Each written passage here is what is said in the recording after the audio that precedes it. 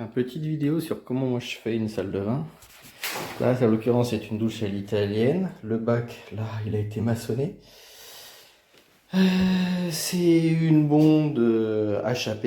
Il y avait un tissu autour. Donc, je l'ai mis en frais sur frais à la colle sur la natte. Sur la natte d'étanchéité. Donc, moi, je fais ceinture bretelle. Donc, je fais ma chape. C'est une chape comme ça d'abord. Tac. Je fais ma chape. Je fais une réservation pour la chape. Là où il y a le trait, c'est là où il y a une coupure entre guillemets. Et je la fais sur un second temps. Et donc du coup, sur la chape de base, ici je suis sur du collectif. Donc, je sais pas si on voit bien, mais là, il y a la bande de retrait. Et là, c'est le textile d'insonorisation.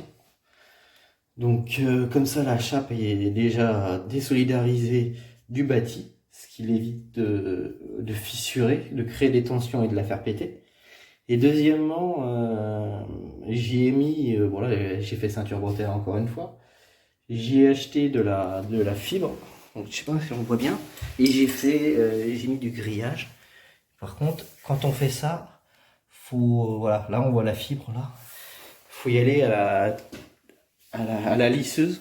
Si on fait la chape avec uniquement une taloche en plastique ou quoi, c'est tellement granuleux que ça fait des boulettes, ça fait crade. Il faut vraiment un truc en métal et uniquement du métal. Sinon, ça fait de la merde. Là, ça fait des petites bouloches et franchement, c'est pas terrible.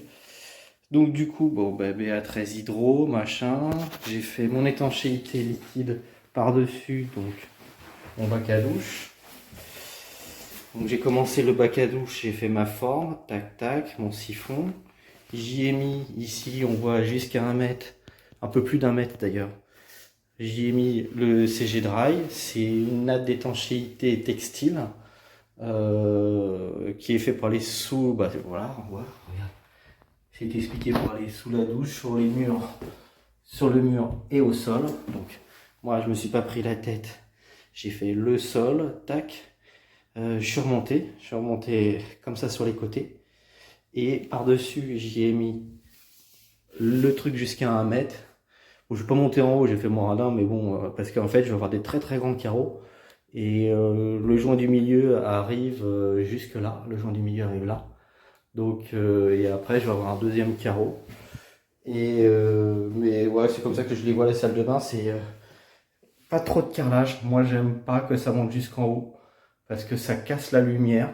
Et après, si un jour le carrelage il vous plaît pas, que vous en avez ras la casquette, et bah ça va être difficile de changer. Tandis que là, on peut déjà changer la couleur de la peinture, on peut mettre du papier peint, on peut agrémenter. Mais mettre trop de carrelage, je suis pas particulièrement fan. Bon, après ça coûte un peu plus cher, mais c'est pas forcément ça, parce que quand on s'est lancé dans la salle de bain, en général t'as quand même un bon budget, hein. Ensuite, donc voilà, là je suis monté à 190, j'ai fait mon étanchéité, voilà. Ça c'est un spec. Donc par-dessus la natte d'étanchéité, je l'ai mis à la colle C2S1, de type C2S1. Bon, bah, une fois que c'est fixé, j'ai fait mes renforts d'angle avec, grosso modo, je suis repassé dessus.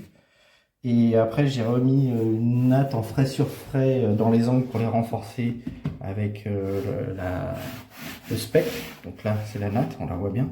Ça déborde de 10 de chaque côté. Là, pareil, tac, tac. Là, dans l'angle, j'ai fait le tour, histoire d'être tranquille. Et voilà, hop, tac. Donc du coup, ceinture bretelle dans le bac à douche, et j'ai été tombé sur une note technique qui disait dans le bac à douche, une fois qu'on est sorti, on doit sur 50 cm faire une étanchéité à la sortie, un peu comme dans l'électricité, la norme électrique, voilà, hop, donc j'ai fait un petit coup d'étanchéité au sol, hein. Remarque, ça mange pas de pain, et comme j'ai fait une rupture ici au niveau de la dalle, j'ai fait un joint de renfort, donc j'avais ma natte d'étanchéité et j'ai mis pareil avec le spec en frais sur frais un textile pour repasser par-dessus pour renforcer. Voilà, c'est comme ça que je la fais. Assez simple. Il y en a qui disent c'est trop de trucs, trop de travail. Moi, mon fournisseur me dit ça sert à rien. Je sais pas si ça sert à rien. J'ai jamais eu de sinistre, moi, au niveau des douches à l'italienne. Je suis passé derrière des pros parfois. Et les mecs, c'est à chaque fois, c'est un défaut de mise en œuvre de la natte d'étanchéité quand il y a une fuite. Et donc, quand il y a une fuite sur une douche à l'italienne, faut tout péter. Mais tout, de tout que ça fait chialer. Le placo, il vient, c'est une catastrophe.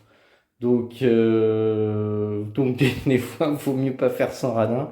Être ceinture bretelle, moi je le joue comme ça.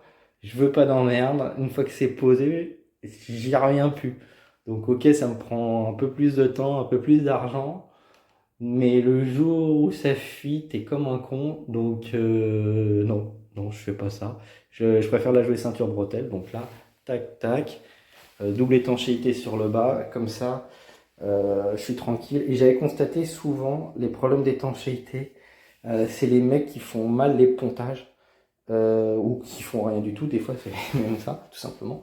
Et au niveau des pontages, des fois, sur les bandes, les mecs, il y a un petit pli, un truc comme ça, et ça fait une paille, et du coup, la flotte, elle passe là-dedans. Donc, ne pas négliger ces trucs-là. Des fois, sur une petite paille, ça peut foutre la merde, mais vraiment, vraiment. Ça passe par en dessous et c'est complètement inondé. Donc là, on peut voir, il n'y a rien, il n'y a rien, il n'y a rien. Tout est parfaitement étanche. Tout est parfaitement. Je vais mettre ma main pour qu'il fasse le focus peut-être. Là, tac, tac, tac. Tac, tout est nickel, nickel. Nickel. Et moi, je m'arrête là. Ici, je vais avoir mon carrelage qui va s'arrêter là. Et après, la paroi de douche, le châssis fixe ici, à moitié. Comme ça, au moins, je suis pas en collision avec l'extérieur. Je suis un peu éloigné. Et puis voilà. Et moi, je vais m'arrêter à 195. Là, je vais m'arrêter là. Tac. Et la paroi de douche va arriver 8 mm en dessous, je crois. Voilà. Donc le truc, il va faire comme ça. Tac. Et là, du coup, moi, je passe juste, mais ça passe. Tac. Le truc, le plafond, il est à 2,30. Donc ça va le faire. Et puis voilà. Donc, moi, je la joue comme ça. Tac, tac. Le Pavilis, ouais, c'est bien. Donc pour revenir sur les trucs de Novi Pro, donc j'ai fait mon carrelage avec ça pour la première fois. Et donc ça fait pas mal le job. C'est la seule chose, donc les joints, là, comme je disais, j'ai du 1,5. Ouais, 1,5 c'est franchement fin. La seule chose, ça aurait été bien qu'il fasse des kits avec du 2. Voilà. Voilà, ma finition dans les angles, ça donne ça. Un petit jeu là, donc quand je vais faire mon truc, là, je vais lisser comme ça, tac, hop, histoire que ça rentre, parce que quand on est trop en contact, là, la colle elle rentre pas, le truc à joint il rentre pas dedans. Donc voilà. Moi je me suis pas trop pris la tête, je l'ai fait avec simplement la carrelette. J'ai ça comme carrelette. Hein. C'est pas une mauvaise. Hein.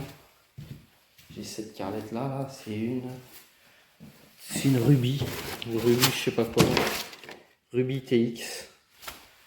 Ouais, franchement, ça fait bien le job. J'ai la toute petite Ruby de poche, entre guillemets. Ça va faire les chantiers exigus. Et celle-là, franchement, elle fait bien le boulot quand t'as un peu plus de place. Donc moi, au niveau des baillettes, ouais, ça tombe à peu près propre. Là, il faut que je lime un petit peu. Tac.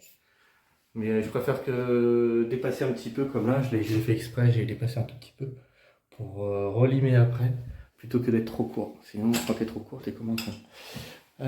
Donc voilà, et puis après, surtout bien caler au laser ces altitudes, parce que après, quand on a un décalage, ça peut foutre le bazar.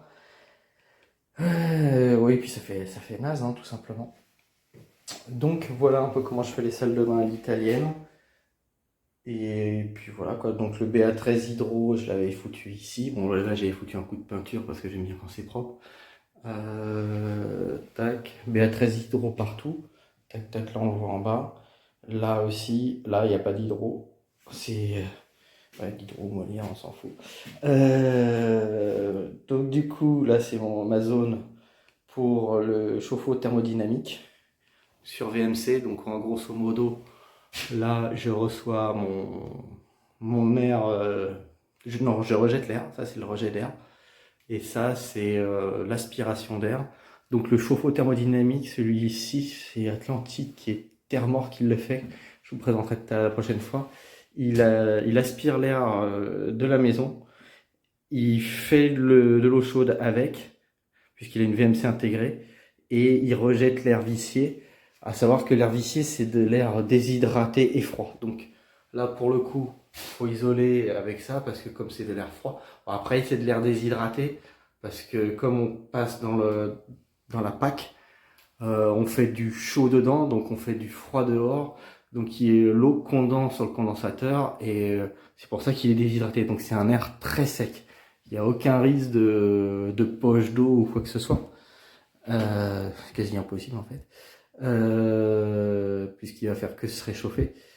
Donc voilà, et après je travaille beaucoup en multicouche maintenant, je me prends plus la tête. Multicouche va très très bien. J'ai abandonné le cuivre parce que c'est trop long le cuivre, ça coûte cher le gaz. Le cuivre, je sais même plus combien ça vaut, les raccords. Enfin, les raccords non pas trop, mais surtout les tubes, etc. Donc voilà un peu comment je bosse. Grosso modo, ouais, j'ai fait ça, j'ai mis un bout de tasseau parce que ça force quand même un petit peu, il y a une petite résistance quand même sur les tubes. Et quand on est sur le placo, et bah franchement, c'est pas terrible les fixations comme ça. T'es beau en mettre 3, 4, c'est pas la teuf. Tandis que là, je mets mon tasseau, je l'ai fixé sur le montant là. Là, pareil, je suis fixé sur le montant derrière. Pareil, montant, montant. Et là, au moins, je fais ce que je veux. J'ai vraiment la place. Et c'est vraiment solide, tu peux y aller, hein. Bon, je vais pas l'arracher non plus, mais bon, comme c'est fixé sur les montants, ça bouge vraiment pas. Et sinon, c'est le bazar. Et après, je monte tout dans le plafond. Voilà, pour la VMC, c'est ça. C'est une bouche en 80 ici. On est dans une salle de bain. Là, on est en sortie 160. Voilà, voilà un petit peu comment je fais les salles de bain. Allez, à plus.